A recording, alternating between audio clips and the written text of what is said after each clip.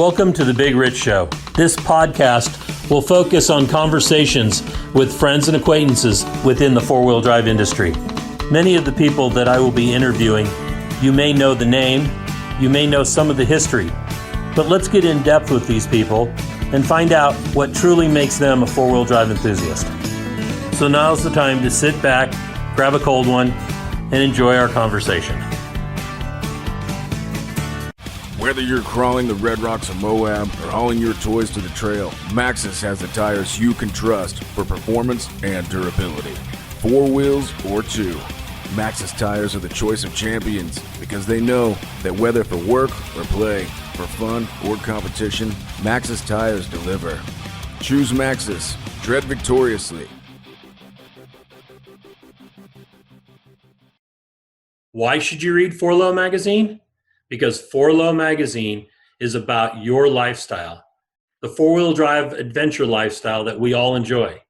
Rock crawling, trail riding, event coverage, vehicle builds, and do-it-yourself tech, all in a beautifully presented package. You won't find 4Low on the newsstand rack, so subscribe today and have it delivered to you.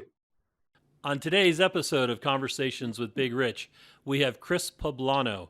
Chris is one of the preeminent spotters in the sport of rock crawling. He's been around, well, the sport at least as long as I have. I believe Chris either judged or was at our first event for Cal Rocks back in 2001. But we'll get into all that. And Chris, it's great for you to come out and spend some time with us and talk with us about your history. I'm glad to be here and glad to have the opportunity. So let's just jump right in and let us know where you grew up and were born and your early years, influences.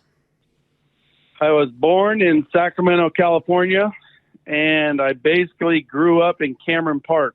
Cameron Park is a little town in between Sacramento and Placerville. My dad built the house there in 1973, and I was there until 1991. So I spent the majority of my years in Cameron Park. Interesting. I didn't realize that that you were basically a Cameron Park native. What road did you grow up on? Right down the road from you in Placerville. Yep. What road did you grow up on in Cameron Park? Kimberly Road. Kimberly, okay. I know that road. I did a lot of landscaping in that area back in must have been the 80s. Yeah. I had a landscape company. Anyway, what grade school did you go to when you were in Cameron Park? I was in Cameron Park. I spent my first grade through 3rd grade at a private school in Placerville called El Dorado Junior Academy. Right. And then I transferred from there to private school in Sacramento Union Academy, and I spent grades 4 through 11 there. And then the new principal and myself did not get along in my junior year, and I left there and finished at Oak Ridge High School in El Dorado Hills. Oh, okay. Excellent. Let's talk about your early days, those times. The academy, was it academic then, or did they have sports? There was sports, but it is not like public school sports back then, especially. I mean, now they've gotten more into football and basketball and those types of things where you compete against other schools. Back when I was there, it was the big thing was competing against the alumni. The alumni came back for a special time of Thanksgiving, and they came back another time in spring. And your big games were competing against the alumni. Otherwise, you just played against, other classes and stuff. Okay. And what sports did you like the best? I preferred football, volleyball, and track. That makes a lot of sense. And I know that you are a physical therapist. I know there's a degree for that, or like a doctor of or something. What is that you have now? My degree is actually physical therapist assistant, And yeah, it's a degree that you have to go to an accredited school for, and then you have to pass your state boards. And then every 2 years you have to do enough continuing education to renew your license every 2 years. Okay. At what point did you decide that that's what you wanted to do? Actually, I was about 3 years into college when I decided what I wanted to do. I first initially went into college for criminal justice. You know, Magnum P.I. was a big thing when I was a kid, and who doesn't want to drive around in a Ferrari and hang out with chicks and search for dudes and fly around in a helicopter? So Magnum P.I. was an influence. Awesome. Yeah, Magnum P.I. was it, and I went into college for criminal justice, and I was going to be a private investigator, and I decided that probably wasn't reality. And then I went into nursing, and nursing I just felt was more schooling than I wanted to do, because I wanted to be a nurse anesthetist, which administers the anesthesia. And that was more schooling I wanted to do. And my brother was in the physical therapy field, and a good friend of ours was in the physical therapy field. So I switched over to the physical therapy field. Okay. When did you get your first car?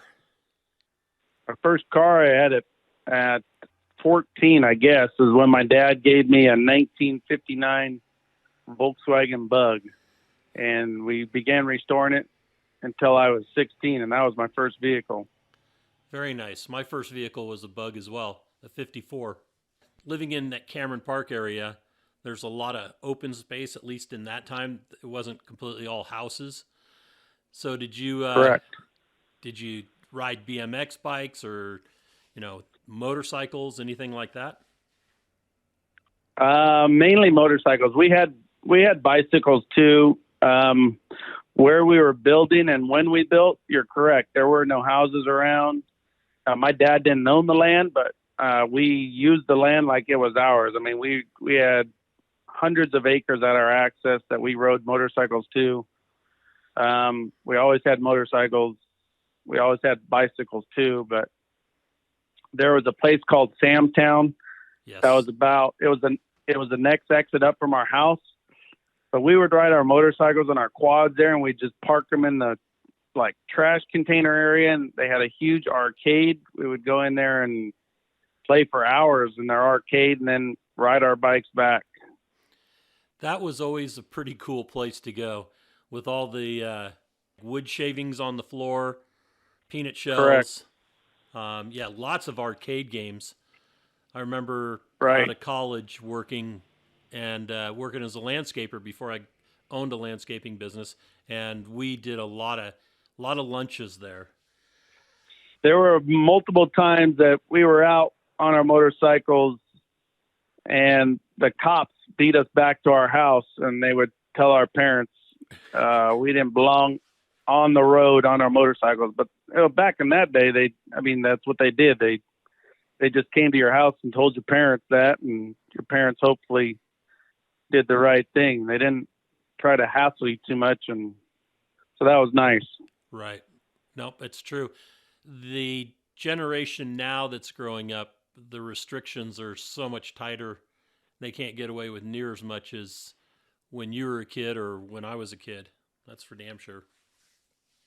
So what year? True, but we listened better back then too. I mean, the cop told you to do something, you did it. Right. Now the generation now thinks that they don't have to listen and they can do what they want. Yeah, there's no respect for any kind of authority. Correct. Or respect for anybody else, damn near. In that time in Cameron Park, you rode motorcycles a lot. You had to go to a private school down in Sacramento. How did you get down there? Was it one of the parents lived down or worked in that area, so you got dropped off, or how did that work? Yeah, my dad worked in Sacramento, so he would just take us and then pick us up. Actually, my mom picked us up most of the time. And then I grew up water skiing too. I didn't tell you that. I mean, I started water skiing at probably the age of 1.5 or 2. So my mom would pick us up with the boat, and we'd be on Folsom Lake. And then my dad would meet us at the dam, and we would ski till dark and then go home. This was literally a 4-day-a-week activity. Wow, that's awesome. That's pretty cool. Yeah, it was very, very, very fortunate. Because I mean, obviously back then too, the lake wasn't crowded at all. I mean, the lake was ours. We went up the fork towards Salmon Falls, and there was nobody up there, and we would just ski and ski and ski, and then come back and head home, and literally 3 to 4 days a week. That's what we did. My mom picked us up from school with the boat, and we would head out, and then my dad would meet us at the dam overlook. We'd pick them up and we'd ski more, and then we'd head home. Cool. So in the wintertime, did you snow ski? I know a lot of us that grew up in that area at some point did. We did. We snow skied every year. We had a season pass to Sierra Ski Ranch, and we utilized it a lot. That's awesome. So my brother is 3 years older than me. So by the time I was 13, I was doing everything with him where he was driving, which included taking the boat out on our own, snow skiing. My dad had already bought a Toyota 4Runner by then from Stancil's in Placerville, and that eventually became my vehicle. But we got it stuck in the mud plenty, and I mean, it didn't take long before two boys figured out what to do with something that was 4-wheel drive. And I think I had my motorcycle license before I had my driver's license, because you can get your motorcycle license at 15 and a half. So I would ride my dad's Harley to school. And then I eventually got a GSXR 750 and was up on the roads all through Placerville, Highway 193, Bucks Bar Road, all of them, all the nice curvy roads. I spent a lot of time on those, riding motorcycles, even out in Georgetown on the single track, all of our dirt bikes. So we spent a lot of time up in those hills. And you survived a street bike. I've survived many street bikes. I had my last street bike up until about 3 years ago. I got rid of that GSXR 750. I've had 4 GSXR 750s, I think. Wow. So what year did you graduate high school? Graduated in 1990. 90, okay. So your first experience off-road with 4-wheel drive is obviously that Toyota that you and your brother Correct. drove. And did you end up with that, or how did that, what was your first 4-wheel drive vehicle? It was that. It was a 1987 Toyota 4Runner that my dad bought brand new. First experience was out actually behind Sam's Town and stuff, up in the dirt there. Is the first place we got it buried. And then we started taking it, a little more places. We ended up in, not in Rubicon, but up by Union Valley Reservoir, and then up kind of towards Barrett Jeep Trail. Okay. In between Union Valley Reservoir and Barrett Jeep Trail, there's a bunch of stuff to do up in there. And we ended up in there multiple times with it. And then after I graduated in 90, my dad, I took over payments. I paid it off, and then it became mine. And in 91, Big O revoked my lifetime alignment that I had on it, because I was in there every week getting it realigned. So 1991, I cut all the front end off of it and put a straight axle on it, and that solved the alignment issue. And did you go to leaf spring, or did you link it? No, it was a leaf spring. I went and got a 1985 front clip, and I cut the frame off from a junkyard. So I had all the measurements of where to drill through the frame and put my sleeve and for my front leaf springs. But I did it exactly the same as a 1985 frame. Nice. And so was that the 4-cylinder turbo, or what? That was just a 22 RE. 22 RE, okay. And 93, it blew up with 280,000 miles. it got tired of towing the boat up the hill from El Dorado Hills to Cameron Park, and blew up. And I stuck a 1992 3-liter V6 in it that had 5,000 miles on it that I got out of a junk truck. So that was a wiring nightmare. It's just spaghetti because I took the dash and everything out of that truck. So I converted my dash over. I converted the motor over.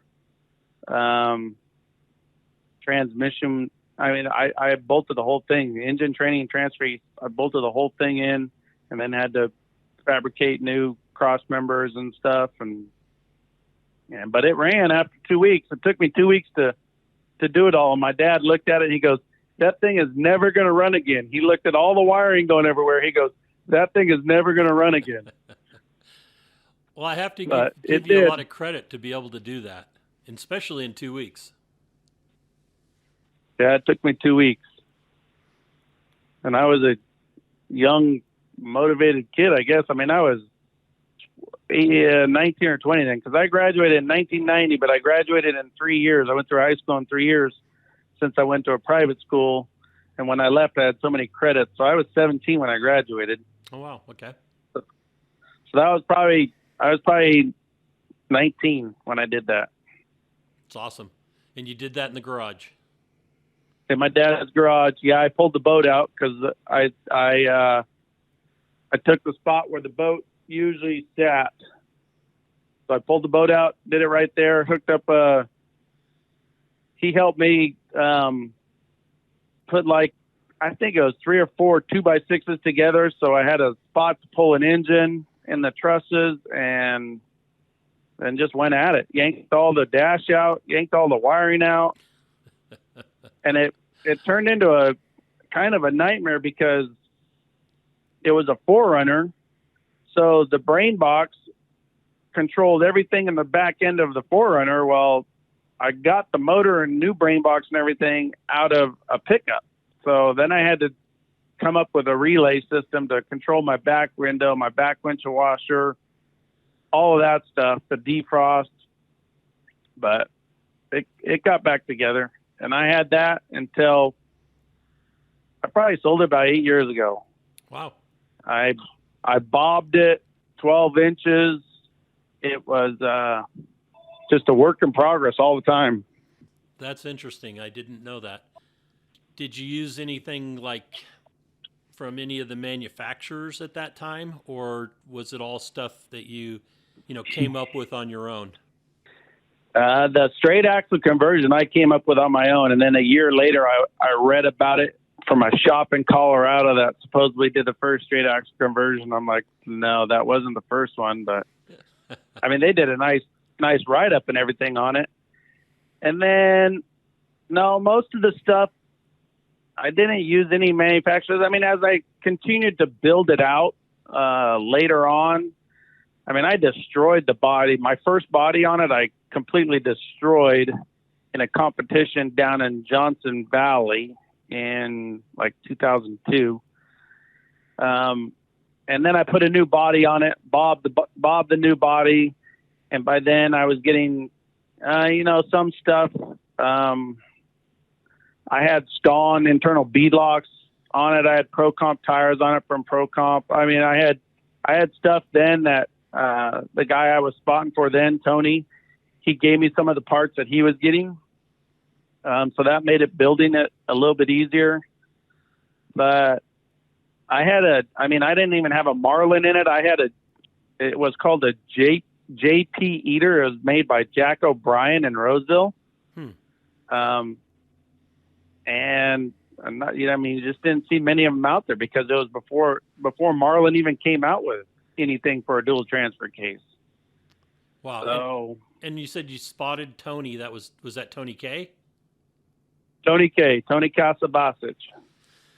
Or Case of Ballsich, as Rogie would call him. Yeah. Anyway, he's off flying airplanes now. Do you still see him? I see him every now and again. He just got married last weekend again. Oh, wow. No, April 3rd he got married. But I stay in contact with him. Yeah, he is. He's big into airplanes. He's he's building basically the same off-road shock that he built. It's just built for an airplane now. So it's just like in my industry, in the medical industry, you know, a Makita drill is $50 down at Home Depot. But if you use a Makita drill in a surgery as an orthopedic surgeon, that's a $700 Makita drill. Right. So with Tony, an off-road shock that was a $100 shock is a $2,000 airplane shock, but it's the same shock. Yeah, I saw Tony. So, I mean, I don't know those prices are accurate, but you know, I mean, it's worth 10 times more because it's worth for an airplane, right, versus an automobile. Yeah, I saw Tony at a Stoll event in Gainesville, Texas last year. Doug Jackson put on his first Stoll event, and Shelly and I were helping with, Shelly was helping with the scoring. I was just kind of being in the way. And all of a sudden there was Tony. And I was like, damn, dude, what's up? So it was pretty interesting seeing him again. Yep. I knew he was flying, but I didn't know how deep he was into it. So, all right. Oh, he's deep. He has 3 or 4 planes. He's deep. Yeah, that's 3 or 4 planes. Did he find the time to even fly them all? Yeah, I don't know. It's crazy. Be like having 4 pickup trucks and trying to figure out which one to take each day. Anyway, so from that Toyota, and you said you were in a competition down in Johnson Valley in 2002. What preceded that? I know you were at Lake Amador, but were you a spectator or did you help with that event? Lake Amador, I was a spectator, but I was there with Kevin Yoder. I wasn't spotting him. I think Kevin Yoder was the very first person I spotted, but at that event, I didn't spot him. I was just there helping him, and Joel was there I was helping with, and there was a big group from Far and Gone Motorsports. Yes, that was at that event. Yeah, but it was it was a good Northern California event. That's for damn sure. Correct. I mean, but before that, I mean, I was in the Rubicon for, I think, Carnage for the con. The first one was held in Little Sluice, and I remember Slinky going through there with his canoe on his flat fender. And I mean, I think Rubicon is where I started, and I'd say I think that was the first time I met you. Okay. Because I was up there to help trail fixing of some section. I don't even remember what section. It was the very first time I met you. I was one of the work parties. I was there with my 4Runner. Okay. Yeah, that was right after I moved back to California from Utah. So that was 2001.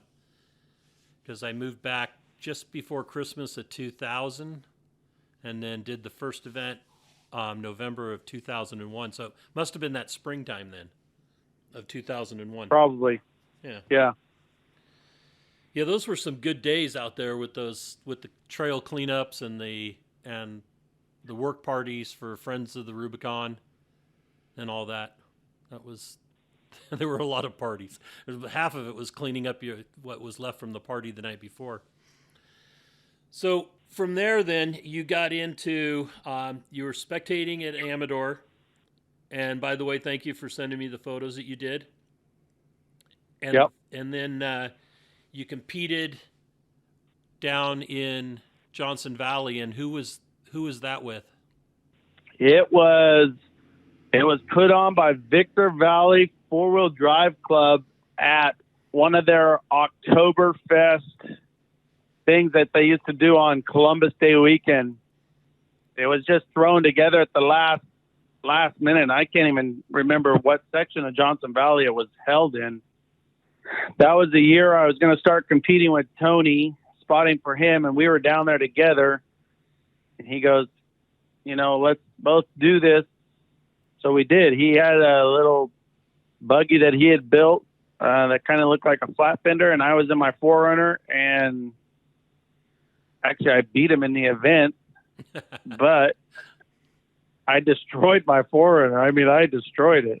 There was one whole side of it that was gone because that was the only way I was getting through a section, but it was fun. Oh, that's pretty good. Let's talk about after Tony. How long did you spot for Tony? I spotted for Tony for 5 years, I would say, 2002 to 2007. Oh, okay. So then at the Donner events with We Rock, you spotted him. Did you spot for him at the Pro Rock event that was held there in Fernley? Yeah. When he threw the cone? Yes.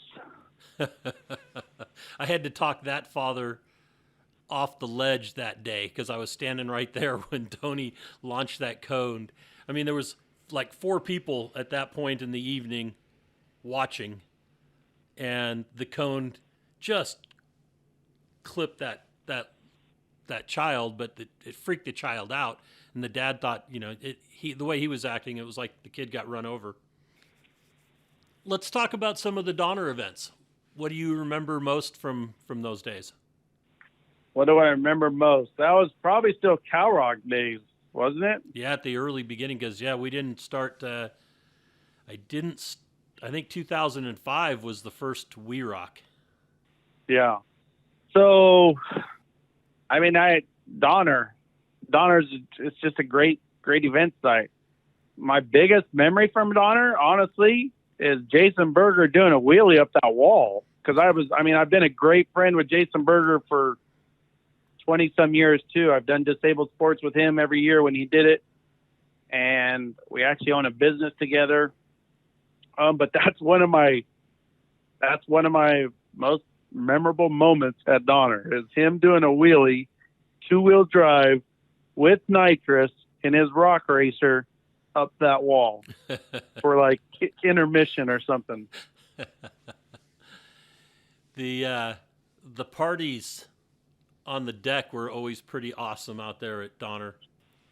So, I never really got into that aspect of any of it. I've never really been a drinker. So, I mean, I like to hang out and have fun, but there's a lot of stupid stuff that happens when you start adding alcohol. So I try to stay away from it. That's been wise. That's been a good move over the years to stay away from that kind of a situation, especially when you involve the alcohol. So after Tony, you said you did Yoder. You spotted for Yoder, but that was probably before Tony? That was before Tony and during Tony. I mean, if Tony wasn't going to an event, but Kevin was, and he needed somebody, I mean, I'd go back and forth between the two of them for quite a few years. Okay. And then after Tony, that's when I started spotting for Brent Bradshaw. Okay, so it was after Tony. All right. Right. And it's kind of funny because Tony called him too and said, I'm not going to drive anymore, but I'll spot, or my spotter's available. So obviously Brent chose me. Probably a good move. So, well, I've always had a theory that drivers are drivers and spotters are spotters. And as soon as they start trying to cross the line, yeah, you can do the other to learn, but drivers are usually drivers for a reason and spotters are usually spotters for a reason. I agree. And I mean, I drove Tony's car so I could understand, what it did and where the edge was and how it felt. And I drove Brent's car. I've never driven like Jesse's car. But I mean, I have a very good understanding now of what a car is capable of doing. Right. Well, and that shows. So let's jump into to Berger and your guys' relationship with over those 20 years, and let's hit a little bit on the business that you guys run together or own together. Okay. Well, I was part of Far and Gone Club, and the very first disabled sports run that he did was up in Cisco Grove, and we just went from basically the fire road there down the cutout into the Fordyce Trail and then back up and then hung out at the lake right there. He ran disabled sports in the off-road section for, probably close to 15 to 20 years. And he basically just came down to Far and Gone and presented it. And there were plenty of people who wanted to jump in and help. And I was just part of that first one. And from there, I didn't miss a year until he had to eventually shut it down because they couldn't get insurance anymore for it. They couldn't get insurance anymore for it because they couldn't designate it as a controlled environment. So nobody would insure it anymore. Okay, that makes sense. Especially dealing with the things that they had to deal with in that kind of a situation. Right. So the first couple of years it was at the Fordyce, and then he got the idea, hey, I think we could do this into Rubicon. So the very first year it was a 1-night trip into Rubicon. Well, that turned out to be a ton of work for one night, and then from there on he tried to turn it into a 2-night trip. So we would meet in the parking lot at the Tahoe side Friday morning. We'd go down. They would always reserve the Dirty Dozen campground. We'd go down to the Springs Friday, have a big barbecue Friday night. And then Saturday, we would always go up to Buck Island, hang out at Buck Island, come back Sunday morning, pack up and leave. You're talking 20 to 25 disabled participants, from ambulatory people to non-ambulatory people. So we'd have wheelchairs, we'd have crutches, we'd have everything that you could think of. And to haul 25 people and their family members, you're talking 40 to 50 rigs. Right. So this was always 40 to 50 very capable rigs too, because we didn't want to be clogging up the trail. We didn't want to be broken there. And I mean, every year we were very blessed at people moving out of our way, very graciously just pulling over to the side and letting 40 rigs go the wrong way on the trail. And we never really ran into any trouble. Everybody always really supported it. Dirty Dozen was always donated. And there was always, a big gathering. There were 7 of us that towed trailers. I towed a trailer and 6 others towed a trailer. And to bring, 50 people into a spot and provide food for them for 3 days, it was quite a production. And he ran it and he did a great job of it. And I loved participating in it every year. I actually missed competitions because they were the same weekend as Disabled Sports Trip. And that was a no-brainer for me. That was the one thing I committed to every single year. I never got a chance to go on Disabled Sports. I know that my son did, and a lot of other friends of mine, but I never had a chance to do that. And I kind of regret that, but you can't do everything. Correct, you can't. So talk about the years with Bradshaw. The years with Bradshaw, honestly, some of my most memorable years, because my wife and I and my kids did a lot of it together. My wife probably went to every single event with me, and Brent and Linda preferred that. It was a big family thing for us. My kids were always invited. They always got me a hotel room or a condo or whatever that accommodated my whole family. Very, very good years. We did well. He was willing to put in the money and the time to do well. I believe there's 2 different theories in building a vehicle. You either pay for it up front, or you're going to pay the same price over the years of breaking the parts that you would have paid for it up front. So, with Tony, we went through a lot of broken parts, and he was paying for a lot of broken parts. And as soon as you break a part, you're really not in contention anymore.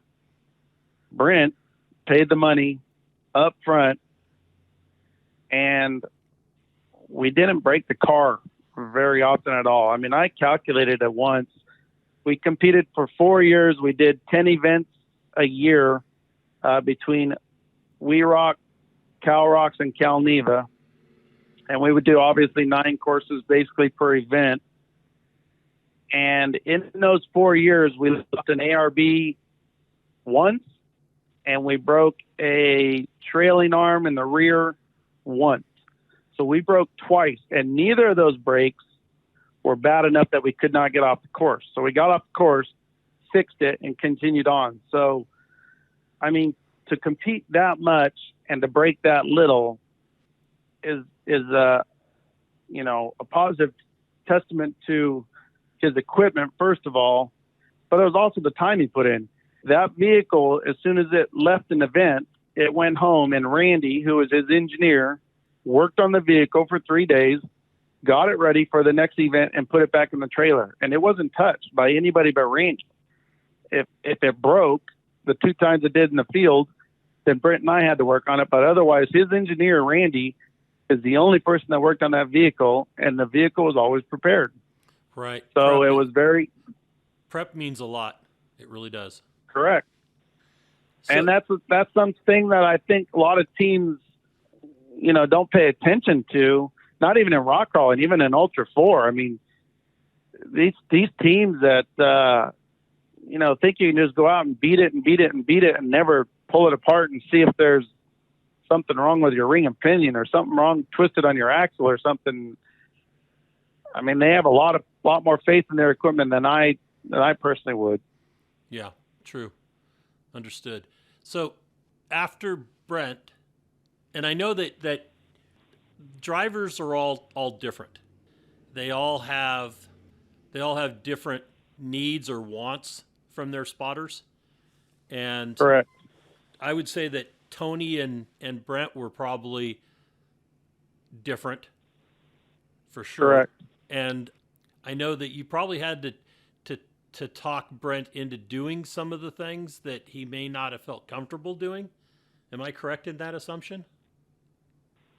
No, Brent was very confident in his ability once you told him exactly where he needed to be. So Tony's and my downfall was basically communication. I would ask him to do something or tell him to do something, and he would tell me, "You didn't convince me of it." Well, it's not my job to convince you of it, in my opinion. It's my job to give my opinion on what needs to happen, and you're still the driver. You got to choose to do it or not. Brent was more like a remote control car. I told him to turn the wheel left, he turned the wheel left. I told him to turn the wheel right, he turned the wheel right. He did not move the car and left. I was watching him and helped him do that. And a couple times when he did, try to get to a section and I was off stacking rocks or something, here he is hung up and there we forced to take a backup or something. So with Brent, it was completely different. It was like a remote control car. Had Brent been competing before you became his spotter? Yes, Brent. I had competed against Brent for probably 4 or 5 years. Okay. He was in a 8-wheel drive Suzuki Samurai at first. Right. And then he had a red Honda that we competed against him in. That's right. And I remember Todd Young was his spotter a little bit. And if I remember right, Shane Yost was his spotter a little bit. But I'm not for sure on all those. And then I just happened to call him, and it's funny because I called him and Jesse Haines at the same time because I was done with Tony, and Jesse had just moved to the West Coast. And Jesse said, "Yeah, I don't know anything about you, and I'm gonna go with somebody else." I'm like, "All right, cool." So then I contacted Brent. Actually, I think I contacted Brent first, but Brent didn't get back to me. And then Brent said, "Yeah, let's try it out." So we went and practiced, and our first event together was Paris. Yeah. And I think we took 3rd place there. Did he losing have to Jesse Haines? Did he have the scrapper car then at that event? He did. Okay. Yeah, that is the only car I ever spotted for. Okay, was the scrapper. Okay. Right. So a Browns Valley event, which I think was a Cal Rocks event, which was, 5 miles from my house at that point, I was competing with Kevin Yoder against them, and Tracy Jordan was there because Tracy had just sold him the car, and Tracy Jordan was spotting for him and drove him the wrong way in the course. Another reason I say drivers really shouldn't be spotters. And I talked to him a little bit then. I didn't even realize he had that car. And then he contacted me. But yeah, that's the only car that I ever spotted for him with, was that. So the first year it was Scrapper, and then he built his own design of that exact same chassis. Okay.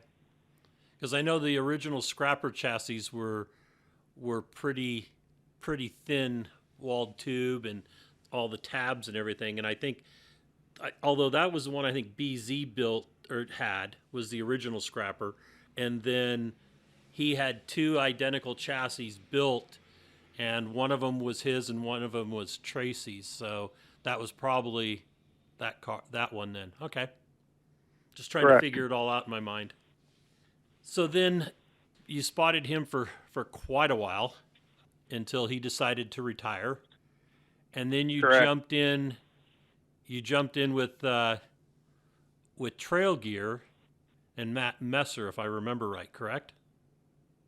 Actually, I jumped in with Jesse first in 2013. So I quit with Brent, I think, in 2012. 2013, I did a couple events with multiple people, and then I worked with Jesse at Nationals. I believe it was in Colorado that year. Okay. And we went out there in his flat fender, and then I worked with him the next year for a year. And then at the end of that year, Matt approached me at one of the events and said his daughter was going to start competing. And then I started talking to him about spotting for his daughter, Olivia, because she was young.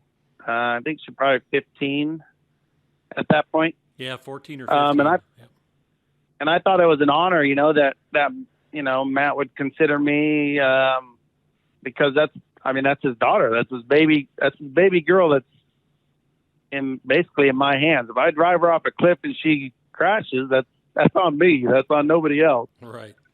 So yeah, then I worked with Olivia for a year and a half, and then she had school stuff and things that prevented her from finishing out the season in 2016. So then I spotted Jesse Haines again at the end of 2016, just at like Nationals or something. And then from there on, I worked with him from then until now. Okay. Each one of those drivers comes with a different skill set, or no real skill set yet, like Olivia when she was brand new into it. Correct. Did you prefer working with somebody that had a skill set, or was it nice to be able to mold a driver like Olivia to perform, and where she was trusting you? I would say both. I mean, I really enjoy having a driver that's willing to do, everything, and is very confident about doing it without me having to look and make sure they're doing it. But I also, I like it that a driver trusts me enough to want to do what I say as well. Olivia, she was good for her age and her lack of skill and just her inexperience. She was willing to try most anything. She just sometimes didn't always understand what the car was doing and couldn't tell me what the car felt like underneath her. Where Brent or Jesse's really good about telling me how the car feels, and so was Brent. He was just really good about telling me, look, something doesn't feel right. I don't feel right. You sure we need to try this? And she just didn't have that knowledge or that experience or that the seat time, all of it, all of it comes with experience, and she just didn't have it yet. But I think we did well. We were always in the top 50%, and we were fighting for first place at Rangeley, Colorado. We ended up taking second, and that's because we chose not to do a bonus, and we chose not to do the bonus because I didn't feel it was the right position to put her in. Right. The people who won, they did the bonus. They ended up hitting the cone anyways, but it was just something that they chose to do. But I didn't think it was the best position to put her in. I always had that in the back of my mind too. I mean, it's not, I wanted to do the best I could, but I also had another man's 15-year-old, 16-year-old daughter that I'm responsible for too. So. Yeah, it's a lot different than dealing with Jesse or Tony or Brent, when you Correct. know you've got somebody young like that. Yeah. Correct. So what's it been like with spotting for Jesse since that time? It's been really good. I mean, we've gotten much better. We communicate really well.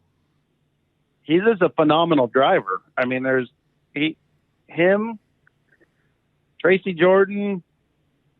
There's just a couple drivers like them.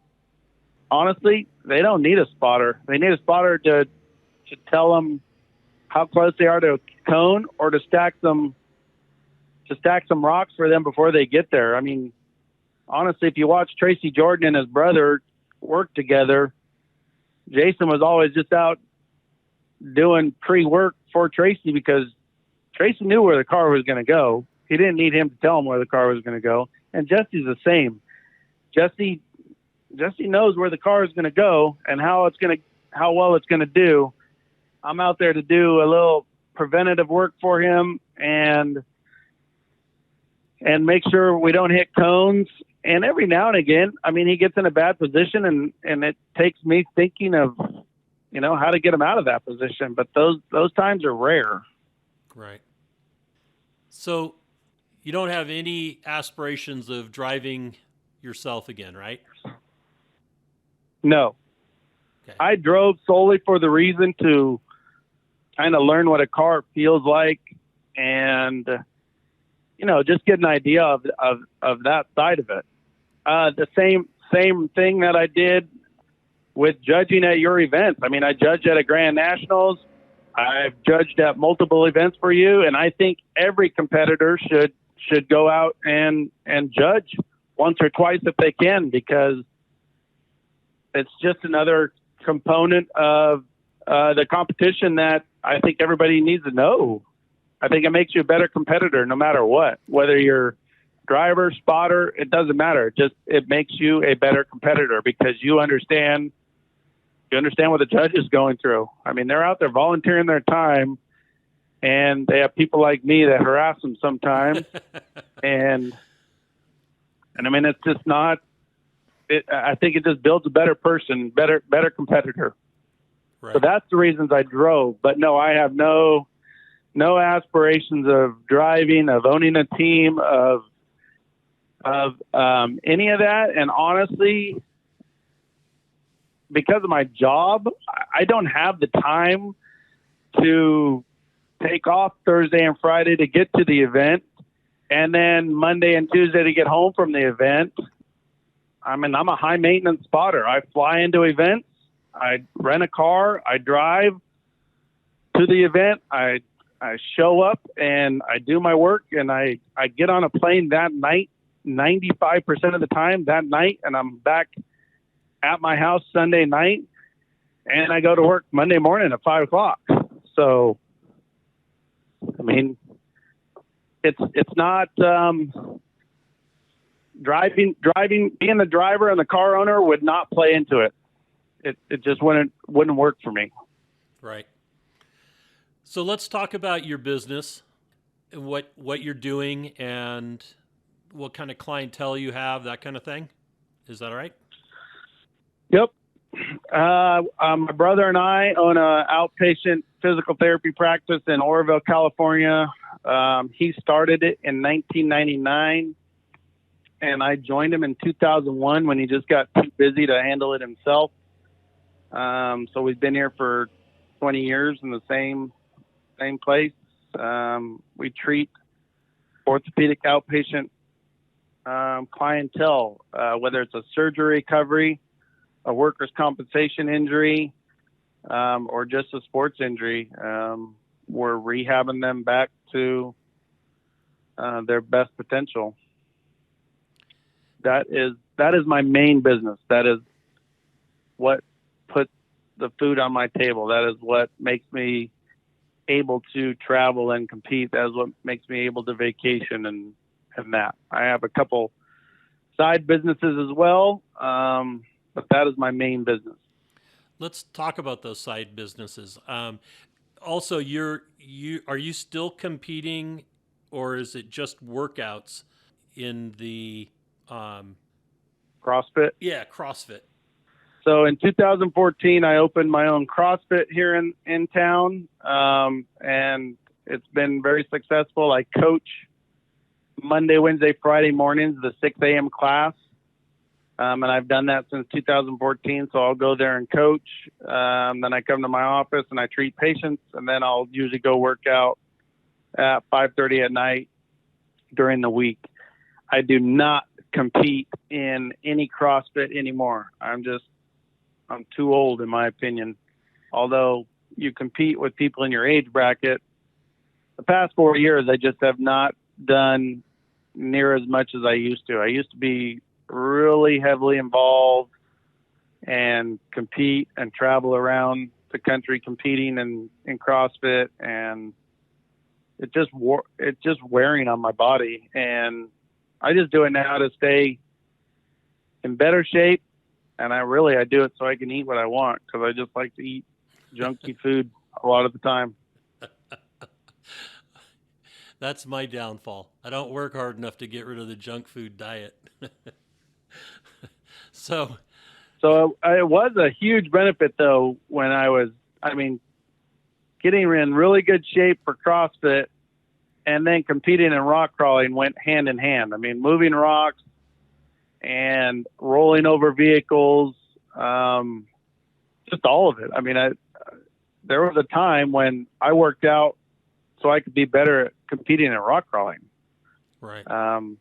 Now it's just I try to just stay so I can stay moving well, because as I get older, I know that I'm not going to make the gains in the CrossFit like I used to, but if I can maintain where I'm at, I'm really happy with that, because as I get older, if I can just maintain it, that's a success for me. Right. That's good. So let's talk about those businesses that you have. I know one of them is, and maybe both of them, but one of them is with Jason. Is that correct? Yeah, Jason and I started a company called Wad Rod, and it is a hand sanding tool for CrossFitters. He was down in my gym for a competition for him and another girl that was in the Masters division with him. They would come down from Truckee, so they're at 6,500 foot elevation. They would come down for specific workouts before the CrossFit Games and do them in my gym at like 80 foot sea level. So it's kind of like blood doping. I mean, you're used to working out at 6,500 foot elevation. You come down to 100 foot elevation and your oxygen's way better, your endurance is way better. And they would literally do the workout up there first, and then they would come down here and they would get like, 2 more rounds of it, or it was a significant difference. So one time he was down and he has this PVC pipe and he has a DA sanding wheel pad stick on like 120 grit on this PVC pipe, and he's sanding his hands. I'm like, what is that thing? He's all, I want to invent this, and I really want to want to do something with it eventually, but I just don't know where to start. He goes, you interested? I'm like, yeah, we'll talk about it. And I just kind of blew it off. And I called him a week later and I go, hey, were you serious about that? He goes, well, yeah, I'm serious. I go, well, do you need like a financial investor in it, or do you want somebody to help you build it, or what? He goes, I want a partner. So, I go out in my shop, I grab another PVC pipe, I cut a groove in it, because he kind of told me what he wanted. He wanted sandpaper to come out of the center of it like a lint roller, and as the sandpaper wore off, you tear it off, you throw it away, and you put your new one on. So I go out in the shop and I slice a groove in a PVC pipe, and I wind up some sandpaper on the inside that I found, this 4-inch sandpaper, and sent him pictures. I'm like, you talking something like this? He said, yeah. So I have a buddy here in Oroville that owns a CNC shop. Like the next week I'm up at his place, and we're trying to fab this out of aluminum now. And we went through like 11 prototypes and got it down to what it is now. And we ship them worldwide. I mean, we've had that business, I think, since 2017. And yeah, we ship them worldwide. I produce everything right here in Oroville. I manufacture them here, and then I put them together in my house. And then I get them to Jason Berger, who lives in Truckee, and he ships them. And it's been a great business. We've gone to the CrossFit Games, and we've had vendor booths there. We were scheduled to go to the Arnold last year in Ohio until COVID hit, and then it got canceled, so we didn't go to the Arnold. But that's one of our next goals, is to go to the Arnold Fitness Expo, because there's like 250,000 people that attend that. Wow! So it's a perfect place for it. And explain to us that don't know what that sanding of the hands does. So your calluses build up the more and more you grab a barbell or a kettlebell or a dumbbell, and eventually those calluses can rip off. So when a callus rips off, now it's an open wound and bleeding, and we're just trying to prevent that. We're trying to have good hand maintenance, so your hands stay in better condition, and you don't have these calluses that peel off, and you don't have an open wound. And because typically when you rip a callus off, you're not working out for a week at least. And in CrossFit, I mean, it's a big thing. A lot of CrossFitters think it's a badge of honor to have these ripped up hands, and it's not, in my opinion. So we're trying to prevent that, and that's what the tool is. We spent a lot of time designing it. It's knurled on one side, so it, just like a barbell, when you grab a barbell, the knurling on it, it's the same knurling. The caps are removable, so you can put a refillable sandpaper refill in there. The biggest company for like all CrossFit exercise equipment is Rogue. They're out of Ohio, and they contacted us and wanted to have us supply them with it for their customers. And so we met with them, and I mean, they're our biggest buyer. They're our biggest wholesaler. We ship to them every single month. And it was quite an honor to have them call, honestly, and contact us, because there are competitors out there, and the competitors tried to get their product in with them, and it didn't meet their standards, basically, and ours met their standards. So it was nice. That's awesome.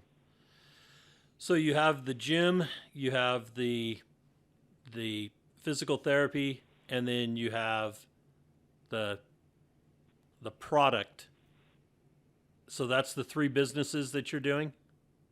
That's correct. Okay. And where do you see those all in the future? Are they growth mode, or are they, status quo? The business, my main business, actually, we are in escrow right now to sell it to a private company out of Utah. Okay. And my future is in Tennessee. I own 10 acres in Tennessee that I bought last year. and that is where I'm going to retire. I'm extremely conservative. Tennessee suits me well. I like how conservative they are. I like how fiscally responsible they are. I like that my retirement isn't taxed. There's no income tax. It's like a 25% pay raise just to move from California to Tennessee. And they're about our freedoms and our liberties, and I'm all about my freedoms and my liberties. And where I live in California, they want to take away my freedoms and my liberties, in my opinion. So Tennessee is my future. The gym, I will stay an owner of until it either closes or we sell it or whatever. I'll just basically be a silent partner. My partners that I have currently are okay with that. They don't really want anybody to buy me out, and I'm not going to force them to buy me out.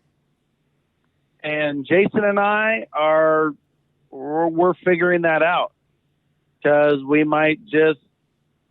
haven't decided what we're doing with that business.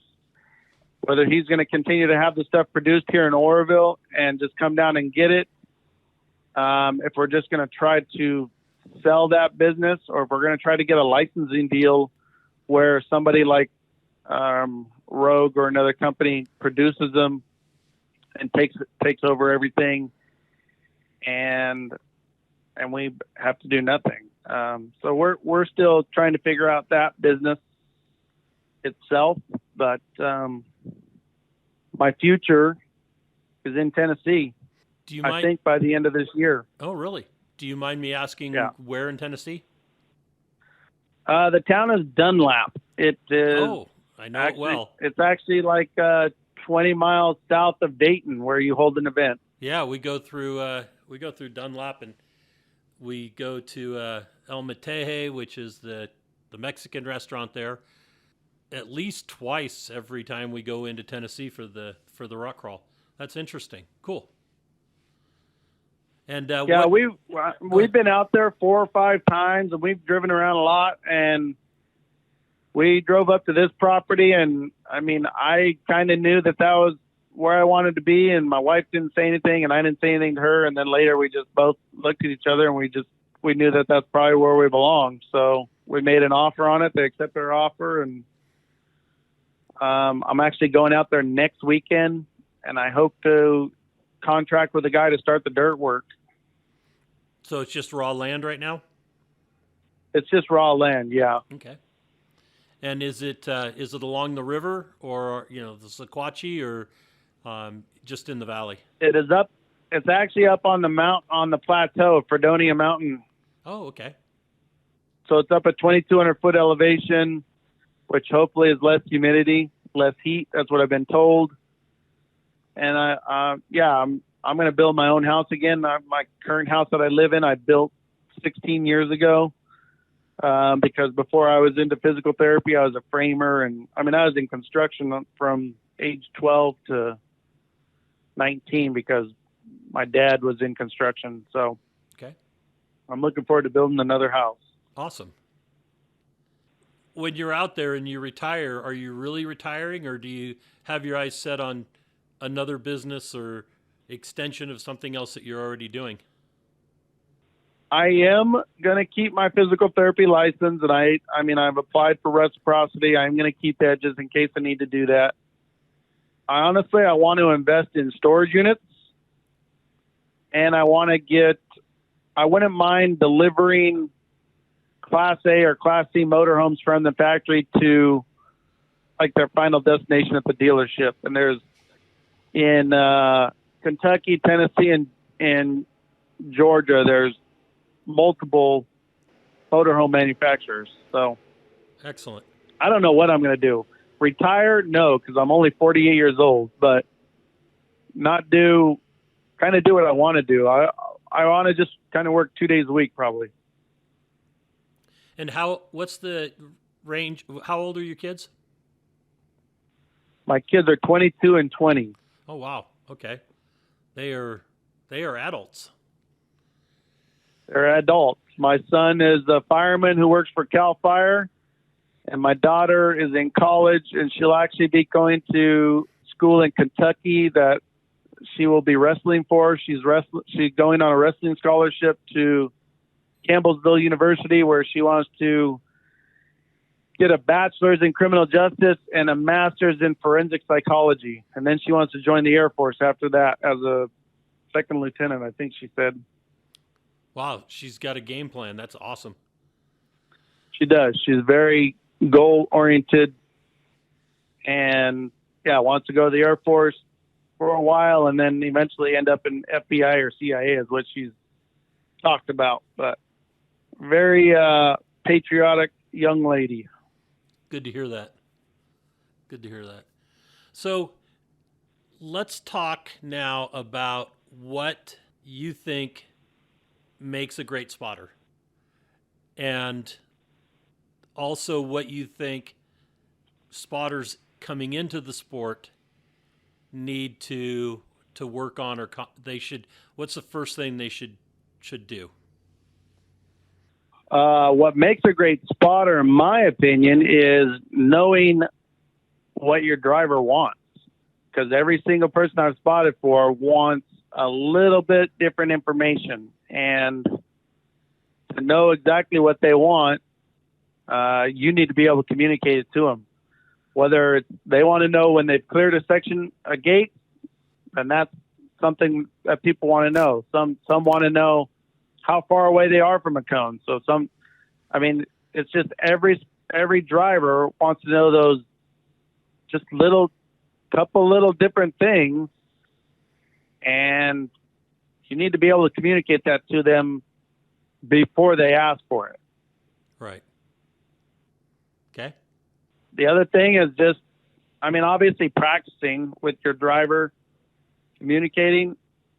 The biggest thing that I feel has helped me is knowing my courses. I walk a course the night before. I walk a course the morning before. And if I'm allowed to, I'll walk a course before we go, because sometimes they change. But I can't walk a course too many times, because every time I walk it, I see something different. And I think what too many teams do is they don't know the course, so they watch the vehicle in front of them, and then it becomes a follow the leader game. And sometimes that leader is not doing something that you really need to be doing. So, or your vehicle's not capable of doing, or whatever. So we always, Jesse and I, or Brent and I, or Olivia and I, whoever I spotted for, we always had a game plan. We had a option A and a option B, and an option B only came into play when, oh crap, we've screwed up so bad, we got to do option B. But we always had a game plan, and I learned that from Brent. Literally, we would walk a course a lot. We were the first ones on the mountain in the morning, and we were the last ones off the mountain in the night. And that led to a lot of success. But that success came with putting in the time. But that is the most important thing, in my opinion, is knowing your course. Knowing your course flow, knowing what gate you need to get to next, knowing what direction you have to go through it. You watch it. Yes. I can't tell you how many teams I've watched go the wrong way, not know where the next set of gates is, not know where the finish gate is. It goes on and on like that. So knowing your course is one of the most important things, in my opinion. Absolutely agree. Second biggest thing, in my opinion, is finishing courses. If you have to run over a cone to get out of finish gate, if you have to do whatever you got to do, you have to finish a course. If you don't finish a course nowadays, you're not on the podium. You're not even in contention, because there's just you can't make up the point swings that is going to happen if you don't finish a course. So that is always key. And in the 5 years that I spotted for Jesse, we did not finish a course once, and that was last year in Goldendale. We timed out on our first course on day 2, and it was 100% my fault, in my opinion. And it wasn't because I was crippled; it was because we kept trying to bonus for too long, and we needed to get out of that bonus and finish the course. But we knew we could get the bonus because we had already driven up it. But the car just kept getting in the wrong position, and we ended up not finishing that course. And when you just don't finish a course, it ruins your day for one, but it ruins your chances of being in the top three. Right. So now here's, I'm going to throw a twist at you. Okay. Do you have a question for me regarding rock crawling or events that we've done or my life or anything else that you think that the listeners might like the information that comes from the answer? How long do you feel that you're going to be doing it? That's a good question. I'm going to put it this way.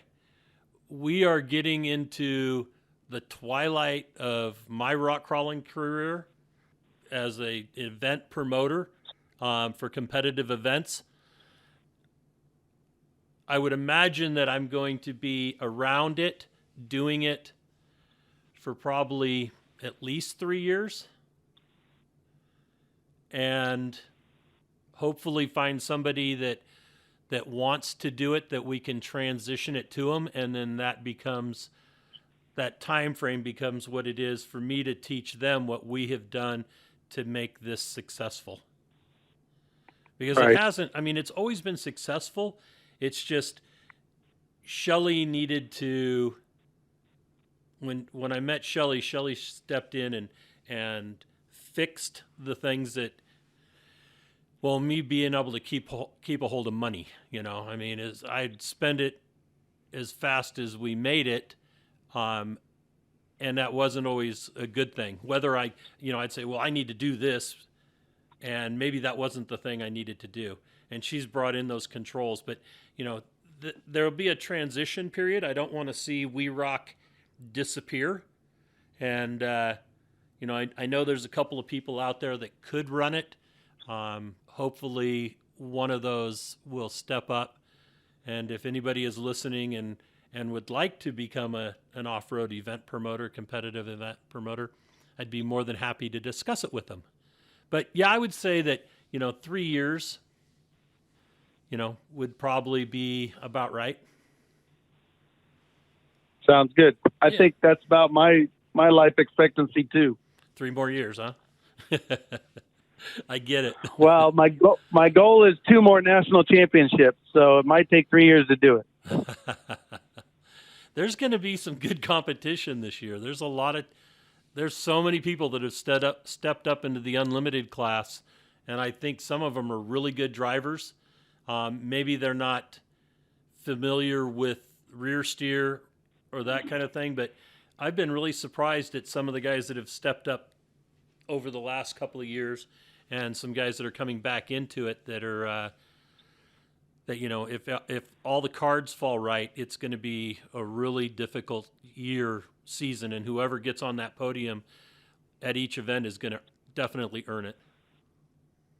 I agree. There's a lot of good cars out there, and there's a lot of good drivers, and there's a lot of good drivers that just need the right spotter.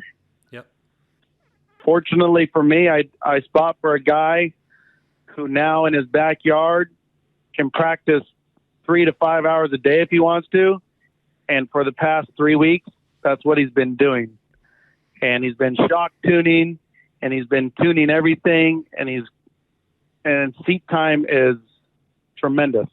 And has he got the engine management, the fuel system management going properly now? Does Jesse have that car running top? The car, I was up there last week and we practiced. The car ran better than it did 3 weeks ago when I was up there. 3 weeks ago, I was having to spray starter fluid into a port because the injectors were not firing. Oh, wow. But that's fixed.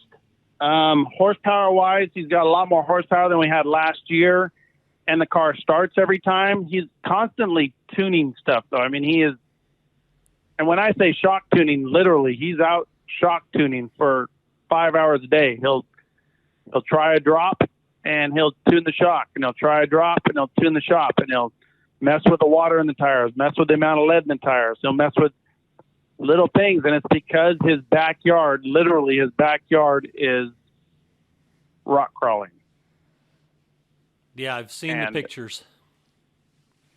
So 3 weeks ago we had 4 teams out there practicing, and last week we had 7 teams out there practicing. Wow. So we hosted our own little competition and just practiced. And it's just the teams that came out, the teams, not even just those teams that came out, any team that's out practicing, they're miles ahead, because that's what it takes. It takes seat time. It takes communication, driver spotter. It takes knowing your vehicle in every position that you can get it in. And Jesse this year has for sure put in that time, and where he hasn't been able to before. He's just fortunate right now that is literally his backyard. I mean, he works still and fabricates, but he spends a lot of time in that seat. It's good news. Well, I'd like to say thank you, Chris, for coming on board with Conversations with Big Rich. You've shed some light on things that I didn't know or didn't understand, and I'm sure our listeners will enjoy this. And I want to say good luck to you and Jesse going into this season. I appreciate it. I look forward to our first event in Cedar City, and I think it was like 3 weeks. Yeah, it's 3 or 4 weeks. 2.5 weeks. Yep. Yeah. So, yep, we'll see you so there. I'm looking forward to it. I really enjoy Cedar. I really enjoy that you've gone back to natural terrain. I love natural terrain. I mean, don't get me wrong, man-made stuff was okay, but natural is, there's just nothing like natural terrain, and it changes. So what I look at in the morning might not be what it is when I get in the course. So that type of stuff always keep the person on their A game. True. That is true. All right, Chris. Thank you for all right, have a wonderful evening. Okay, you too. Bye. All right, bye-bye. If you enjoy these podcasts, please give us a rating. Share some feedback with us via Facebook or Instagram, and share our link among your friends who might be like-minded. Well, that brings this episode to an end. Hope you enjoyed it. We'll catch you next week with Conversations with Big Rich. Thank you very much.